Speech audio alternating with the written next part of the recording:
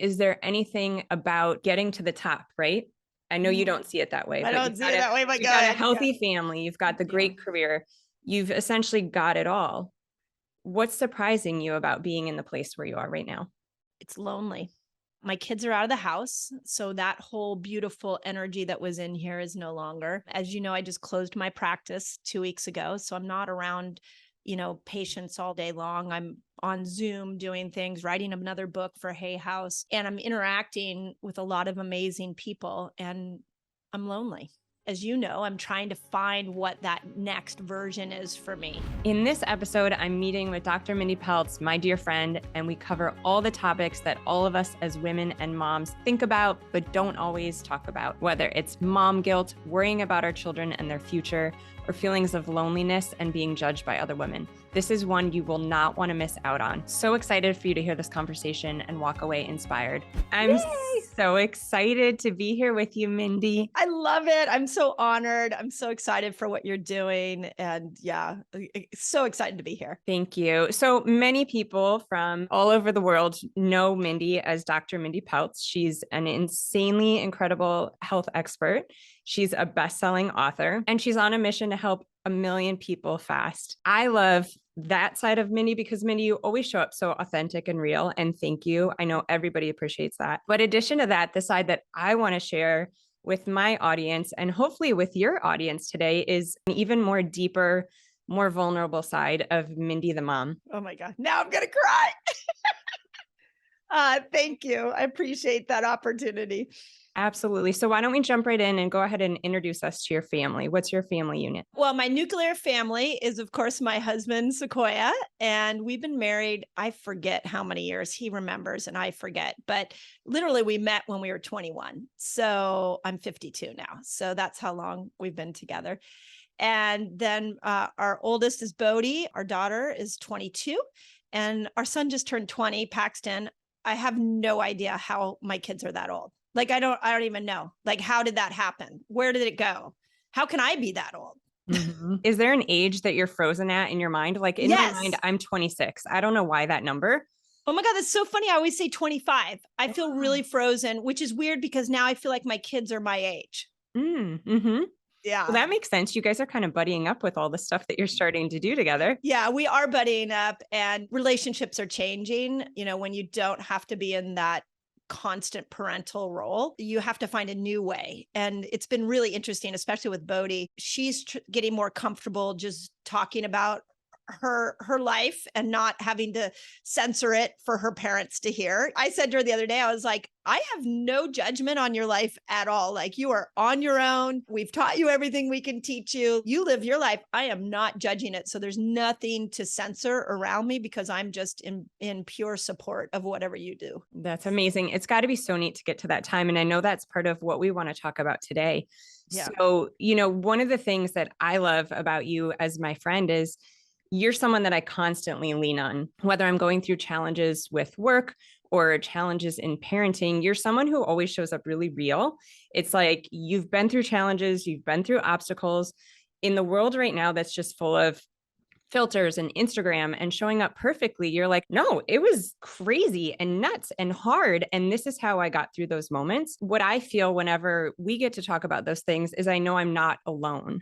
And I think that's so important for us women this day and age is to know that we're not alone. So now, particularly with your kids at the ages they're at, you're kind of at this other side of parenting. And so I'm curious, as you look back, what are some of the foundations that you feel have gotten you through? It's such a great question. The first thing I would say is I look back and I'm like, wow, did I worry a lot too? So much more than I needed to worry. I think it's really common that we future trip. Right? We do sort of this, oh my God, my kid's got this behavior at 7.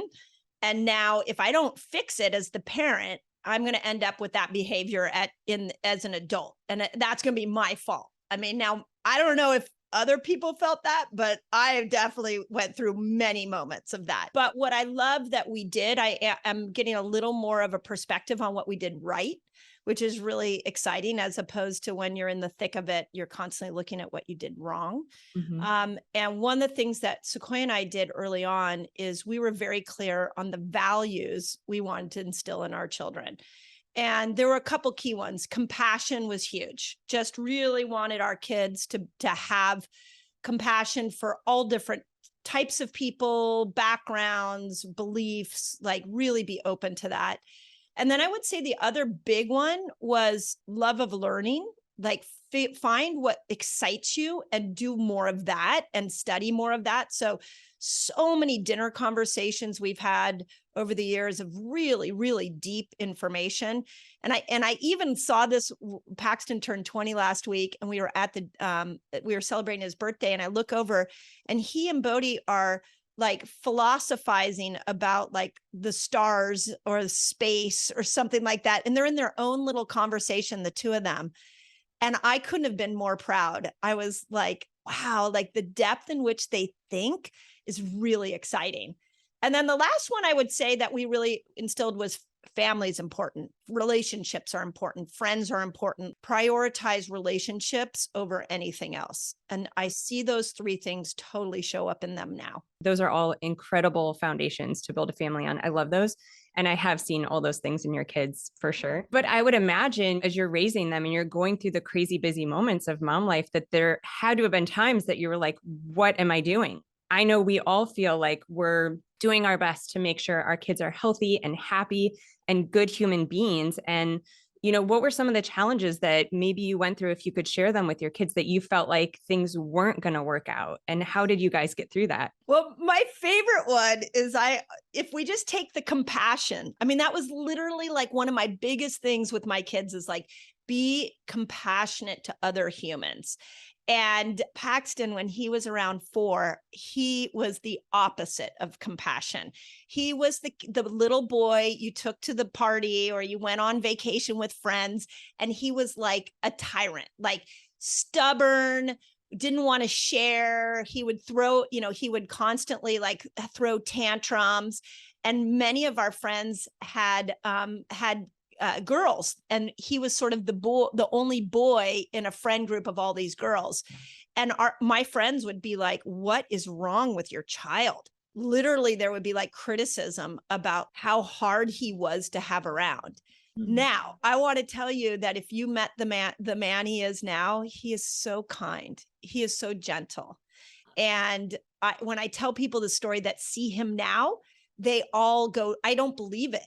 And I'm like, yeah, but if you go and talk to my friends that lived it with me, they will tell you how hard he was to be around. And I will tell you how much criticism I got of like, you're not disciplining him enough. God. You're not, what's wrong with your child? I mean, those were tough years raising him. And those are the moments, I mean, we've all been there, the grocery store meltdown, like the birthday party, all of that stuff, having the kid that's like pulling things from the kids or God forbid, hitting another kid. And you're like, you're one, trying to figure out how to navigate this as a parent. You're two, feeling like everyone is staring and judging at you. I have to tell you one story because this is the one that was like the craziest parenting moment. And I don't think I've ever told you this, but when he was about maybe 5 or 6, we had a neighborhood boy over at our house, and they decided to put Bodhi's hamster in one of those little balls and play catch with it.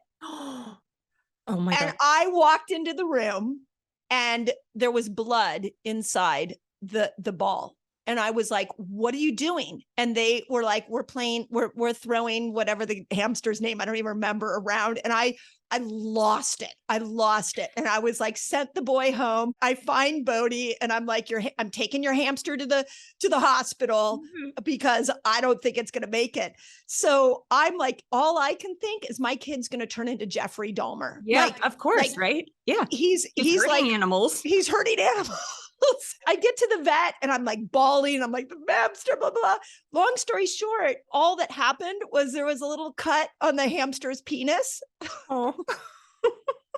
I said to the vet, how did you find its penis? I just want to know that. And they're like, it's going to hurt for the hamster to pee. So we give the hamster some pain medication, but it'll be just fine. Not a big deal.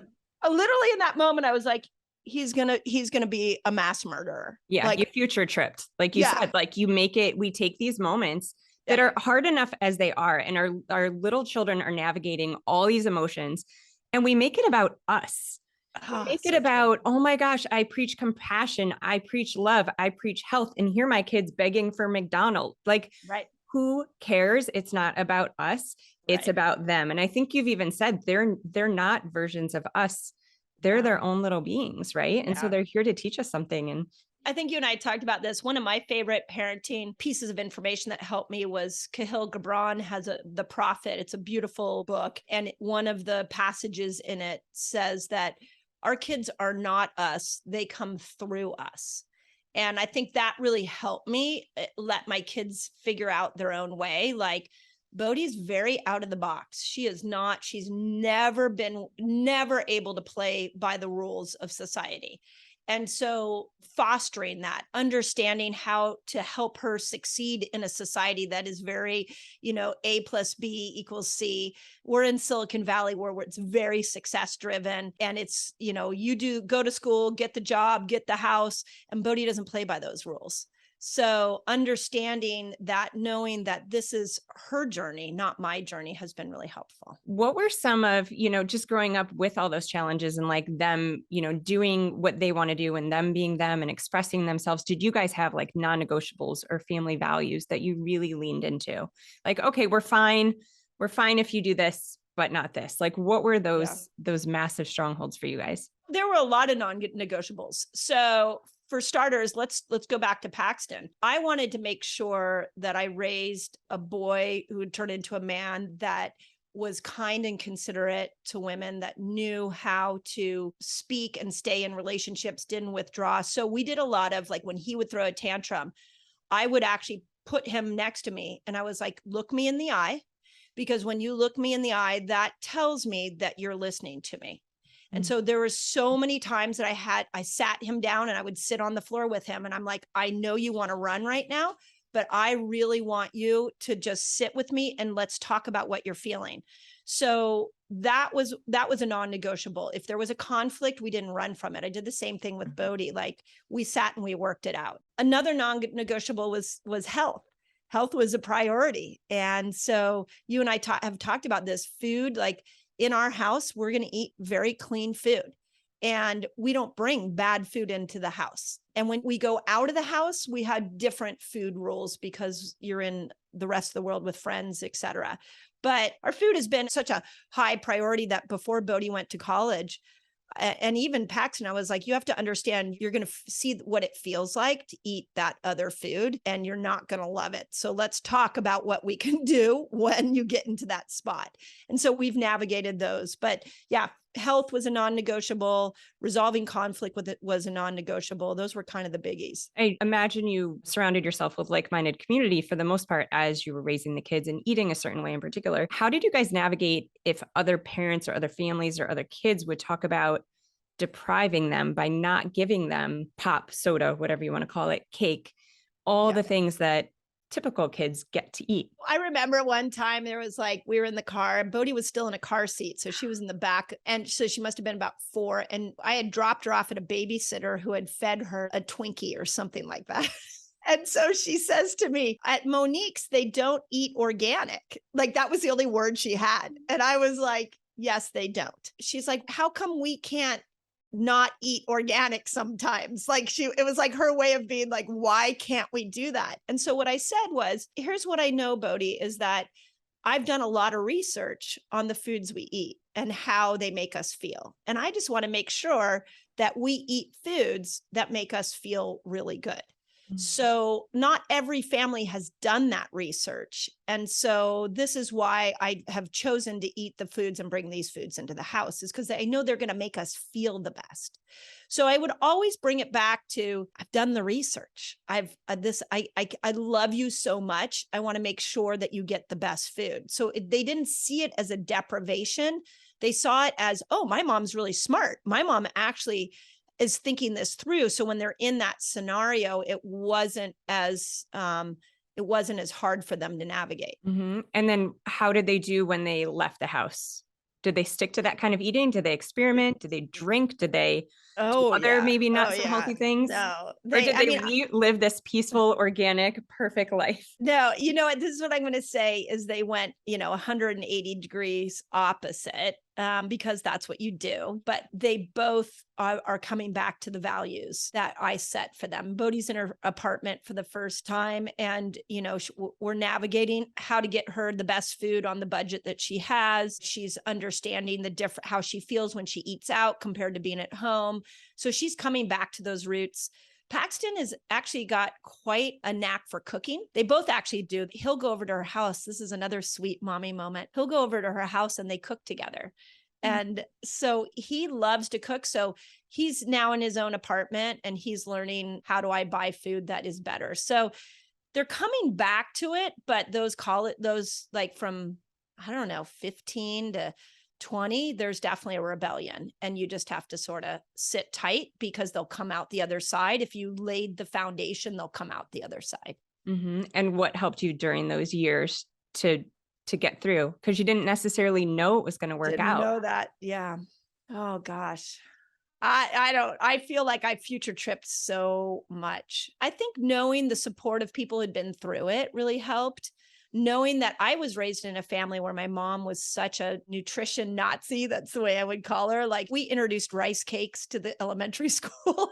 Like, when everybody was eating Wonder Bread, my sister and I were bringing rice cakes to the school. This is in the 70s. Like, nobody ate rice cakes in the 70s. I saw my own trajectory. So I had the thought that maybe they would come out the other side. But for me personally, it was, talking to other parents, leaning into the support of other moms.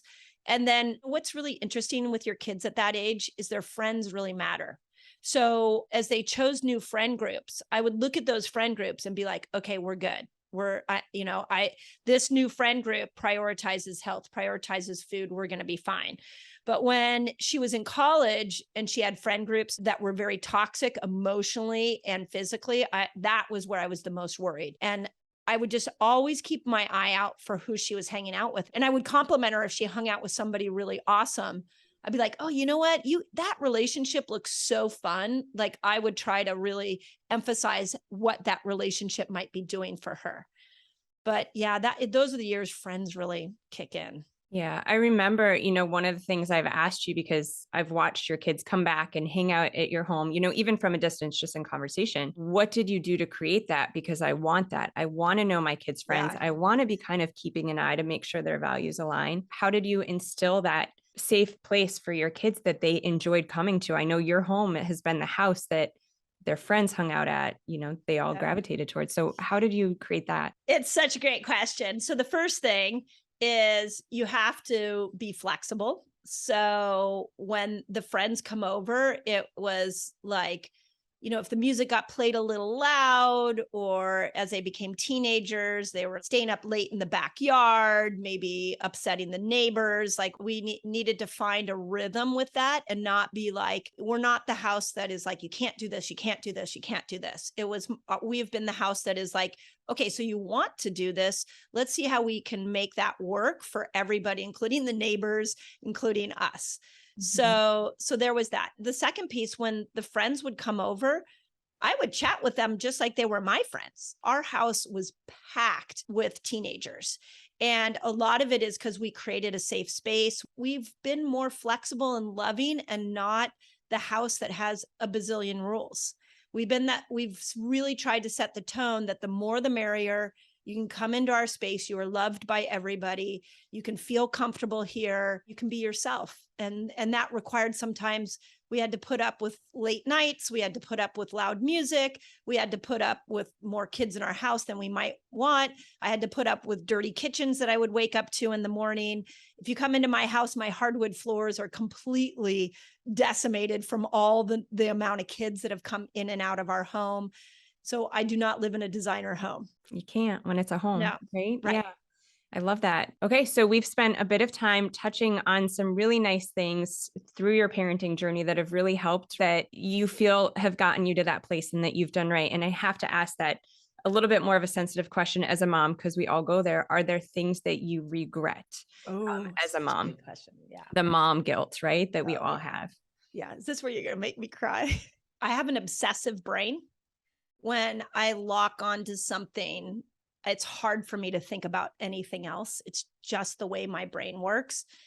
And early on, we just made the decision that I had more income potential than my husband at that moment. And so he stayed home and I was the primary breadwinner, which also meant that I just poured my heart and soul into my practice. I poured my heart and soul into my virtual world that I created. And there were times I didn't show up for my kids the way I wanted to show up. And I wasn't always at every sporting event. I wasn't at every singing event and play at school, but Sequoia was. He was there. And I knew that the kids were supported because he was there.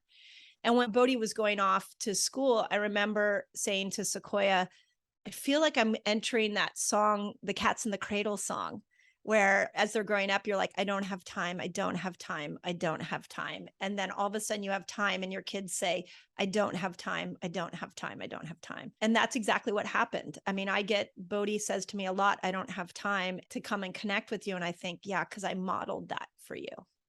I modeled, I don't have time. I said, I can't do that. I don't have time. I can't be there. And so I would have worked a lot less. I would have been a lot more present. If I could have made that work, I would have done that. So I think for Bodhi, that has been the hardest thing for us to navigate. We've since had some really cool experiences where she's been able to tell me like that she would get home from school and her period was horrible that day. And she was bleeding all over her pants and she had cramps and Sequoia was the one that picked her up from school, or Sequoia was the one there to talk to her and I wasn't. She needed a mother in that moment. And I wasn't there. And it's really hard. It's really, really hard. So she and I are having those conversations now. And I've been explaining why that was and why I was the working parent in a world where there wasn't a lot of working moms and dads that stayed home. We've been able to have those conversations now. But when she was in her college years, she really pushed against me and as you know, was really, really hard on me. From about 17 to 20, she really, we just fought all the time. And now a large part of that is because I think she was hurt that I was the working parent. Thank you for sharing that. I know that's not always easy to say, and we all have mom guilt. And Mind, I know you have been an incredible role model to your children. Thank you. And I know you've done everything you've done for them. Yeah, thank you. And we can't do it all as women, as moms, we can't. And so we have to choose our non-negotiables. Yeah. You chose what set your heart on fire. Yeah. And that's what we should all do in addition to being there, for your children and supporting your family. I came from a home where my mom chose not to follow a career and to be home all the time. And that was amazing and beautiful. And, I got to have the mom at the school play and all those things. And I'm so thankful and grateful for that. And I look up to her all the time for the kind of mom that I want to be. At the same time, I have a passion and a fire that I want to follow that means so much to me. And I want to have a life outside of my children so that they know my life isn't just about them. That's really important to me. Yeah. I don't want them to worry when they move out that I'm going to fall apart. And my point in saying this is, one, we can't do it all. We can't beat ourselves up for what we did. Or if we're going to, we at least have to give ourselves credit for the gifts that gave our children as well. Yeah. And I've created other role models in my life of women that are moms and have a strong career because I've needed that. You're one of them. I've told you that before. Thank you. And so Bodhi will surround herself with other women who teach her the other things that, maybe her mom couldn't. We can't be the one to give our kids all these life lessons. Being a mom is hard enough. That is so much pressure. You're an incredible mom. You're so sweet. And, I would say now, as Bodhi and I are really entering into a new place with our relationship, and I'm seeing how the kids are building this beautiful adult life, I feel like, okay, what I did, the environment I created was good.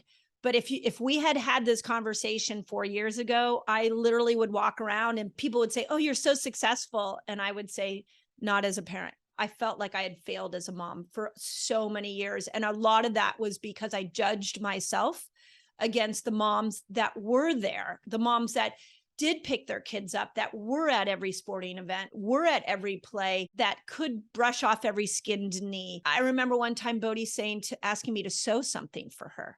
and I don't know how to sew. And I'm like, I don't know how to do that. And she got so mad at me and said, well, Justine's mom would do it. Of course. And I was like, Burn. well, I am not Justine's mom. But that's that was the comparison that I had. Is so much of my friend group are spectacular stay-at-home moms. And that's what my kids grew up around. And so I constantly felt like a mother failure. I never feel like I did it right for my children. And a lot of those women are looking up at you and what you're doing and judging themselves as well. Like it's just this thing that we all do, and it doesn't serve anyone, and we continue to do it. I know. I'm so glad you're seeing the other side of it, because we've been friends and I've kind of watched you through this journey while you were going through it. And I know I'll go through it too, For any moms that have teenagers out there, I mean, Bodhi was mean, like downright mean to me for years as she tried to navigate. And I think the way that I look at it is that she was trying to find her own identity. And when you have a very strong mom in the household, it's hard to find your own identity because you think you want to take on mom's identity. And yet what she would tell me is, I can't live up to you. I can't be you. So we had a lot of years where she was like, well, you're a success, so then I must be a failure. And that was a lot of what happened in her college years. And we had so many tears, so much fighting. It was so hard. And now I look at us and I'm like, wow, we're really coming into this beautiful relationship. So for the moms that are struggling with a teenager, know they come out the other side, and you just have to keep your own sanity in it. So huge. Good tips for sure. Okay. I want to touch on one last thing. I want to make sure that we have time to hit it. So just kind of speaking of, your big identity as a career woman, I know a lot of people, like I said at the beginning, know you as Dr. Mindy Pelz. And with your incredible platform, you're serving millions of people. You're a best-selling author. I've seen you on TV. You're now supporting and working with some elite celebrities and athletes. And I want to ask, is there anything about, I'll say, getting to the top, right? I know you don't see it that way. I don't see it that way, but you've got a healthy family. You've got the great career. You've essentially got it all. What's surprising you about being in the place where you are right now? It's lonely. My kids are out of the house, so that whole beautiful energy that was in here is no longer. As you know, I just closed my practice 2 weeks ago, so I'm not around, patients all day long. I'm on Zoom doing things, writing another book for Hay House, and I'm interacting with a lot of amazing people, and I'm lonely. As you know, I'm trying to find what that next version is for me. I was thinking about this the other day. I woke up yesterday and I thought, in 1 year, my life changed more dramatically than it has in the 52 years that I've been alive. In this past year, everybody had the massive change in the pandemic. Mine came over the last year. And I don't recognize my day to day. And so I feel a little lost. I feel lonely. And one of the things about being in the public eye, for me, at least in the platform that I am, is that you get judged. So you have to learn to have a thick skin. And what has helped me through all of that is my mission. That's the thing that pulls me out every single day, is to focus on how can I serve? How can I serve? Stop making it about yourself, Mindy. But it's weird. It's a very surreal world I'm living in right now, and it's very lonely. Thank you also for that. Thank you for going deep and sharing that. Feelings of lonely and being judged, I know, are things for different reasons, right? We all feel them for different reasons, but those are very, very familiar feelings as a mom. Yeah. Whether it's the newborn phase and I was supposed to love this and I don't love this and I'm lonely. Yes. I'm surrounded and I'm exhausted and I'm lonely. Yes. Or your kids are a little older and they're out of the house at school, all day, and you're lonely, and you go to pick up and you feel like the moms are judging you, whether it's because your clothes or the sports you're doing or not doing. I feel like every phase, at least that I've been through so far as a mom, I have felt often lonely and judged. And so why don't we just briefly touch on maybe a few of the things that we go to each day that help? Because those feelings are deep and intense. And I know we both go in and we feel them because we're committed to growth.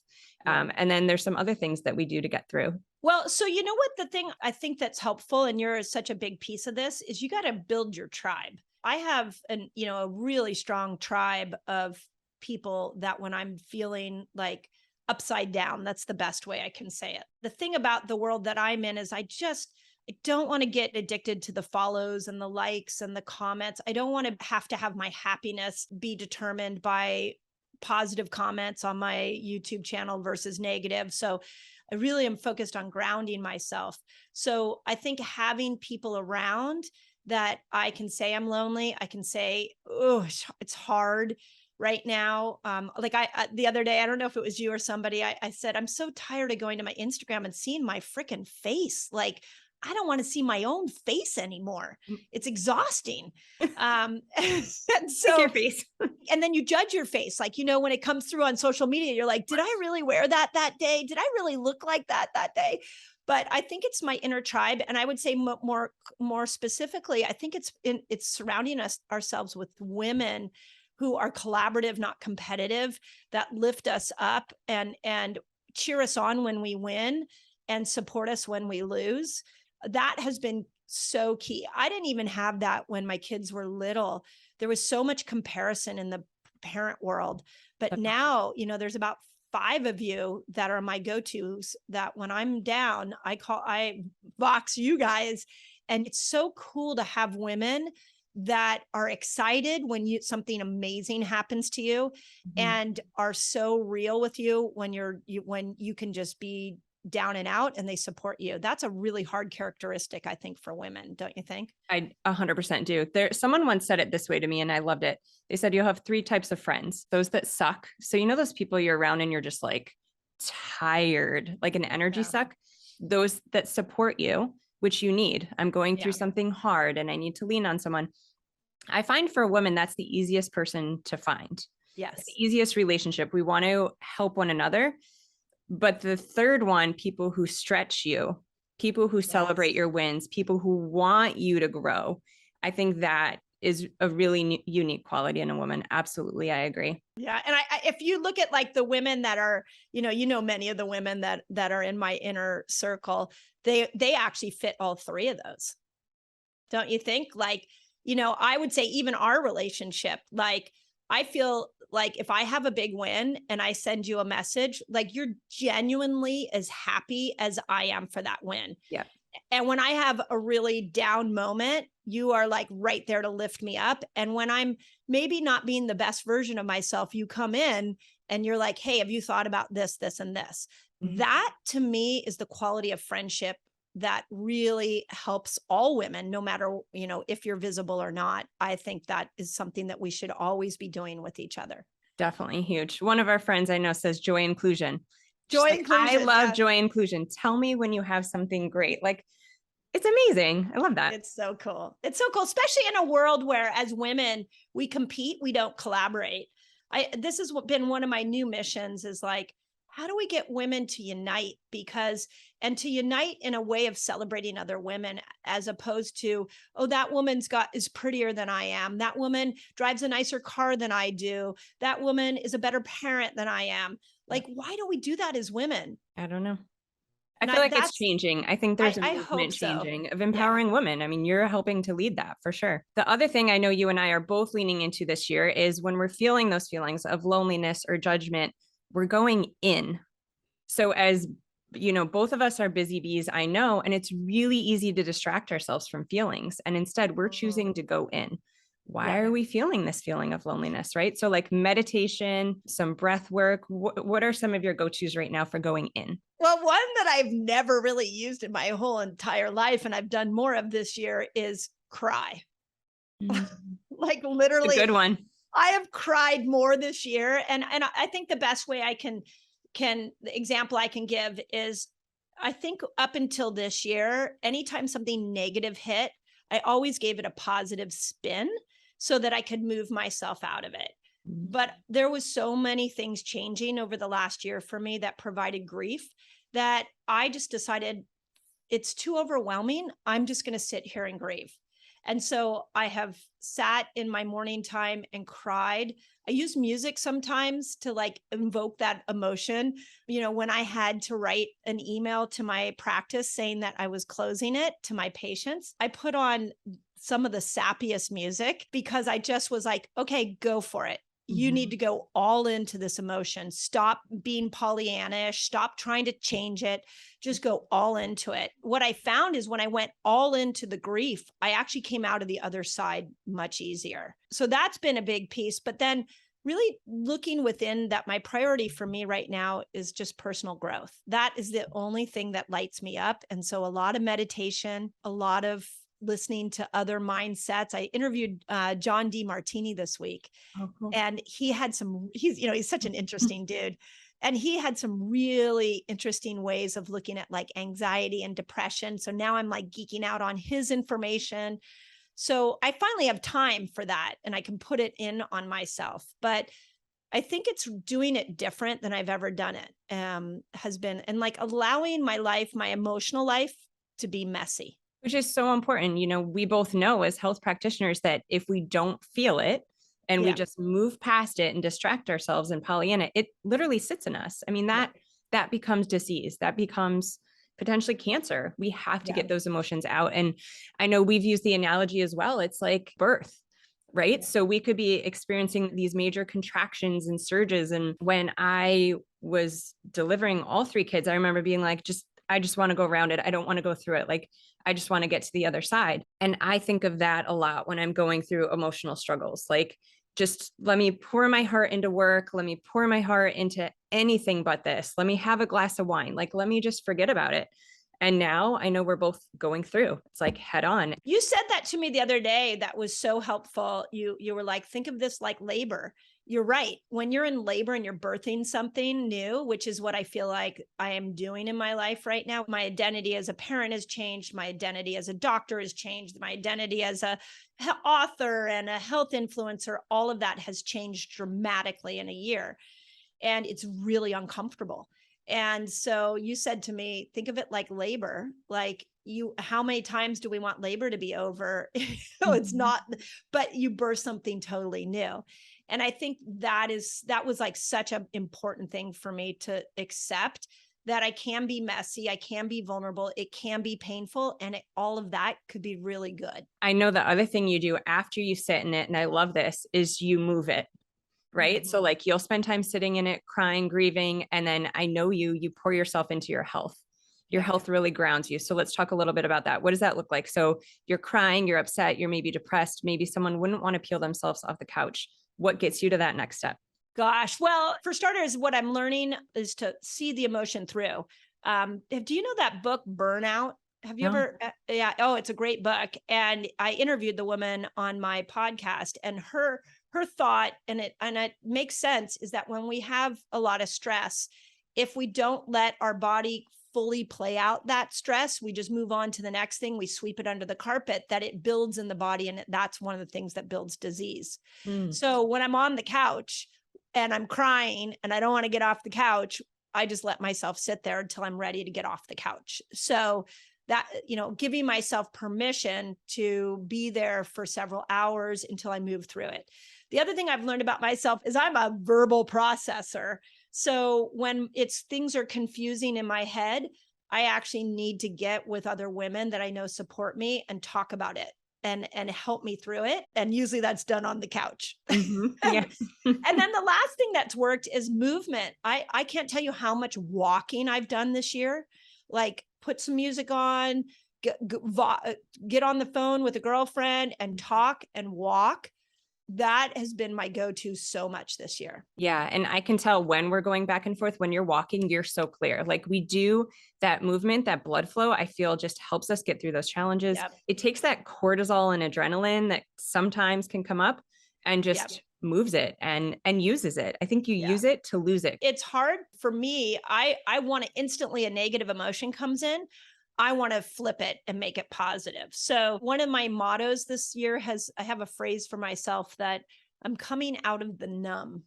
And I think for so long, being a working parent, I just numbed myself up with work. I numbed myself up with wine.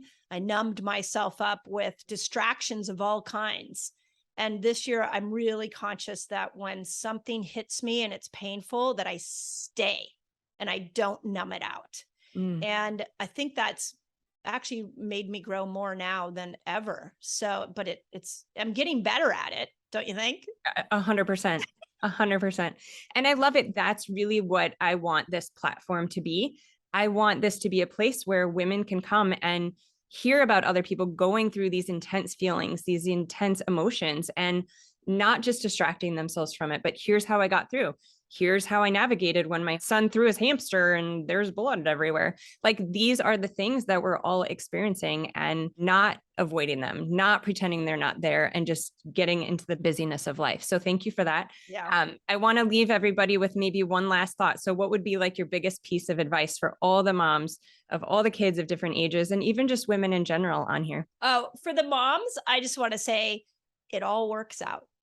It all works out. All the stressors that sleepless nights you had about your kids doing X, Y, and Z, it all works out. And I think as moms, our number one goal is to instill values and make sure our kids have really good, strong values. I see it in them now, and it's so beautiful. Now, do they have perfect lives? No, but I see the values in there. So don't worry, stop. I worried so much. And, for women in general, I feel like right now is our moment. I'm seeing a shift in the way women are showing up.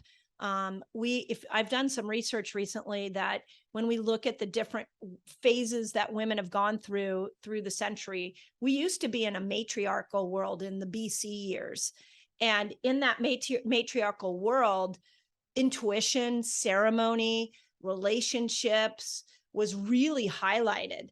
And then after in the 80 years that we've been in, we went into way more of a patriarchal world where it's been very, women do this, men do that. And it's been very linear. And I feel like as women, we've been trying to thrive in this patriarchal environment. But if you look at our hormones, we're so dramatically different than men that being in that type A driven, rushing woman life doesn't serve us physically, mentally, or emotionally. So I like this idea now that we're going to integrate the patriarch and the matriarch. I think for women, we need to really highlight our intuition. We need to prioritize relationships. We need to know that we have some incredible superpowers that we come equipped with. So instead of pushing those aside, how do we highlight those, and how do we support other women? So that's really the vision I have now for the world. I love that. I've never heard it described that way. Like, I have chills, and that movement is absolutely coming, and a lot of it's here. And yeah. I know that you're on a path to leading that. And so, oh my gosh, that's so exciting. I actually have a new thought that if you put a room of really smart women who were all ovulating at the same time, so all their hormones were at their peak, you put them in a room, I think we could solve any world problem there is. 100%. You're totally right. Yep. And we could all be on the same schedule too. We would just live in a house for like a month, sync up. Yep. And then red tent it. Yeah, because if you think about it, like estrogen gives us incredible mental clarity, testosterone gives us motivation and drive, and progesterone chills us out a little bit and calms us. So when you get all those hormones surging during ovulation, and you put all these amazing women together, I can't even imagine what we'd be able to solve. It's huge. Yeah. I'm going to have a guest on a future podcast that breaks it down week by week. Knowing what each week in your cycle pushes you on a trajectory towards is so huge. Yes. So huge. And when you lean into that, it's like, okay, this is my week to nurture. I don't want to do anything. This is my week where I'm going to have massive ideas and creation and like want to get this out on paper. Yes. Oh, I love that. I'm so excited. Well, Mindy, thank you so much for sharing your time and your gifts. I know you've got an awesome book coming out later this year, Fast Like a Girl. We're going to make sure to put everything in the show notes of where people can find you, all of your inspirational health platforms, and we'll talk to you soon. Oh, thank you. This was so fun. I feel like this was a Voxer conversation gone live. So appreciate the opportunity. Keep up the good work, because the world needs to hear what you're doing with this podcast. It's such a great concept. So thank you. Thank you, Mindy. I really enjoyed that time with Mindy. I hope you did too. She is such a wealth of information.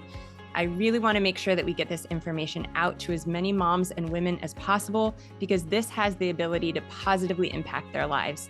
We all know that when we show up better, everyone around us benefits. So if you could, go ahead, hit that like button, be sure to subscribe, and go ahead and share this to all the women in your life that you know can benefit. Thanks. I learned a ton in that interview so that they can benefit. If you would, if you feel called, jump in. What?